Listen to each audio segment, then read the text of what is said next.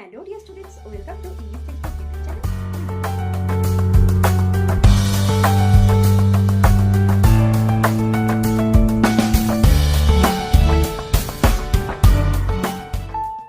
Hello dear students, welcome to English Textbook YouTube channel. We make English easy. আমি অশোকা চলে এসেছি আরও একবার তোমাদের জন্য একটি নতুন টপিক নিয়ে। তো আজকের ভিডিওতে আলোচনা করব একটি লেটার রাইটিং। কোয়েশ্চেনটা কি রয়েছে দেখে নেব। Write a letter to your friend. একটা চিঠি লিখতে হবে তোমার বন্ধুকে। উইদিন 100 ওয়ার্ডস, 100 শব্দের মধ্যে ন্যারেটিং ইয়োর এক্সপিরিয়েন্স, তোমার যে অভিজ্ঞতা সেটা বর্ণনা করে। কিসের অভিজ্ঞতা দেখো, of visiting wild life sanctuary, একটি বন্যপ্রাণী যে অভয়ারণ্য সেখানে তুমি ঘুরতে গিয়েছো বা সেখানে তুমি বেড়াতে গিয়েছিলে, তো সেই সম্পর্কে তোমার কি অভিজ্ঞতা হয়েছে সেটা জানিয়ে তোমার বন্ধুকে একটি চিঠি লিখতে হবে। তো চলো আমরা এই লেটারটা কিভাবে লিখবো ধাপে ধাপে আমরা সেটা দেখে নেব। তো চলো আর দেরি না করে শুরু করছি আজকের letter writing. Let's get started. তো প্রথমে তোমাদের যেটা কাজ, যেহেতু তুমি তোমার বন্ধুকে চিঠিটা লিখছো, সেই জন্য এখানে তোমাকে ইয়োর অ্যাড্রেস, এখানে তোমার ঠিকানা লিখতে হবে। যেহেতু এটা একটি ইনফর্মাল লেটার, সেহেতু তোমার ঠিকানা আগে লিখলে এবং তার নিচেই ডেট, এবং তুমি কবে যে চিঠিটা লিখছো সেই চিঠিটার ডেটটা এখানে লিখতে হবে। এবার দেখো গ্রিটিংস। মাই ডিয়ার সিনজিনি, এখানে আমি একটি বান্ধবীর নাম লিখেছি, একটা ফ্রেন্ডের নাম লিখেছি। তোমাদের ফ্রেন্ডের নাম তোমরা লিখবে, দিয়ে একটা কমা দেবে। ওকে, আচ্ছা, গ্রিটিংস হয়ে গেল। এবার আমরা শুরু করব প্রথম যে লাইনটা। I hope you are doing well, আশা করি তুমি ভালো আছো। I recently visited Jaldapara National Park in South 24 Parganas, West Bengal. তো আমি সম্প্রতি পশ্চিমবঙ্গের অন্তর্গত দক্ষিণ 24 পরগনার জলদাপাড়া যে বন্যপ্রাণী অভয়ারণ্য রয়েছে সেখানে আমি ভ্রমণ করেছি বা সেখানে আমি ঘুরতে গিয়েছিলাম। ইট ওয়াজ অ্যান আনফরগটেবল এক্সপিরিয়েন্স, তো সেটি ছিল একটি আমার জন্য অসাধারণ একটি অভিজ্ঞতা।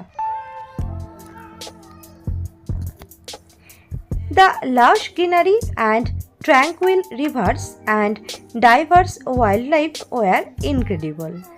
তো এই যে অভয়ারণ্যে গিয়েছিলাম সেখানকার সবুজের সমাহার, সেখানকার শান্ত নদীগুলি এবং যে বৈচিত্র্যময় বন্যপ্রাণী বন্যপ্রাণীগুলো রয়েছে সেগুলো ছিল সত্যিই অত্যন্ত মনোমুগ্ধকর, সেটা আমার চিন্তাভাবনার বাইরে।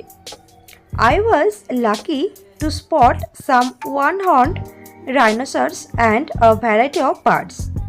তো আমি কিছু এক শিং বিশিষ্ট যেটা গন্ডার সেগুলো দেখেছি, এবং অনেক ধরনের বিভিন্ন রকমের যে পাখি সেখানে রয়েছে সেগুলোকে দেখতে পেয়ে আমি নিজেকে খুব ভাগ্যবান বা ভাগ্যবতী মনে করছি। তো এটা আমার দেখার সৌভাগ্য হয়েছিল। তাহলে কি একশৃঙ্গ হরিণ এবং একশৃঙ্গ গন্ডার এবং কিছু পাখি আমি সেখানে দেখেছি। The zip safari through the forest was thrilling, তো আমি সেখানে যে জিপ সাফারি করেছি তো সেটা জঙ্গলের মধ্য দিয়ে, সেটা ছিল সত্যিই খুব রোমাঞ্চকর। And the guide shared fascinating details about the ecosystem. এবং দেখো, আমরা যেহেতু একটা জায়গায় নতুন একটা অচেনা জায়গায় ভ্রমণ করতে গেছি, তো সেখানে একজন গাইড তো আমাদের থাকবেনই। তো সেই যিনি গাইড ছিলেন আমাদের, তিনি আমাদের পরিবেশের যে বাস্তুতন্ত্র সেটা সম্পর্কে আমাদের বেশ কিছু মজার তথ্য বা চমৎকার কিছু তথ্য সেখানকার সম্পর্কে, জায়গাটির সম্পর্কে আমাদের সাথে কিন্তু তিনি শেয়ার করেছিলেন বা আমাদের সঙ্গে তিনি ভাগ করে নিয়েছিলেন। সেখানকার কিছু অসাধারণ কিছু বক্তব্য বা সেখানকার কিছু তথ্য, মজার তথ্য, সেগুলো আমাদেরকে খুবই মুগ্ধ করেছিল। তো যাই হোক, এই যে জিপ সাফারিটা, এটাও আমাদের খুব ভালো লেগেছে এবং এটা খুবই একটা থ্রিলিং ছিল, আমাদের রোমাঞ্চকর ছিল, এবং সেই গাইডটা আমাদেরকে অনেক কিছু তথ্য আমাদের সঙ্গে শেয়ার করেছেন। The peaceful environment made it feel like a true escape from the hassle of daily life. তো দেখো, একটি জায়গায় ঘুরতে যাওয়া মানে কিন্তু আমাদের যে মানসিক শারীরিক সব রকমভাবে কিন্তু আমাদের কিন্তু মুক্তি দেয়, একটা প্রশান্তি নিয়ে আসে, তাই না?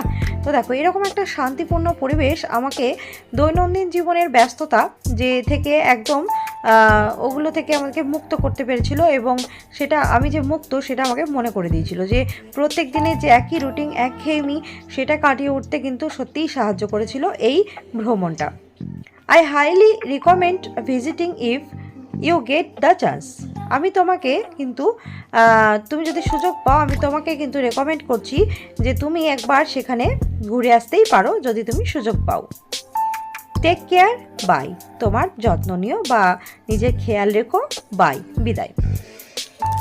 তো এই হচ্ছে দেখো বন্ধুকে লেখা এখানে যে শেষ হলো। এবার দেখো ইয়োর সেভার এখানে লিখে তোমার ইয়োর নেম, এখানে তোমার যে নাম শুধু নামটা লিখবে, যেহেতু বন্ধুর কাছে লিখছো শুধু নামটাই এনাফ।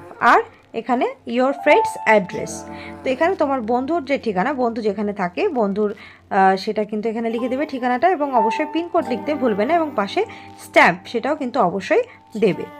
তো এই হচ্ছে লেটার রাইটিং। বন্ধুকে তুমি একটি অভয়ারণ্য, বন্যপ্রাণী অভয়ারণ্যতে বেড়াতে গিয়েছিলে, জলদাপাড়ায় অবস্থিত যেটা, তো সেখানকার যে অভিজ্ঞতা সেটা জানিয়ে তুমি তোমার বন্ধুকে একটি চিঠি লিখবে এইভাবেই। So that's all for today. Do like, comment, share and subscribe our channel English textbook for more videos. We will meet in our next video. Thanks for watching.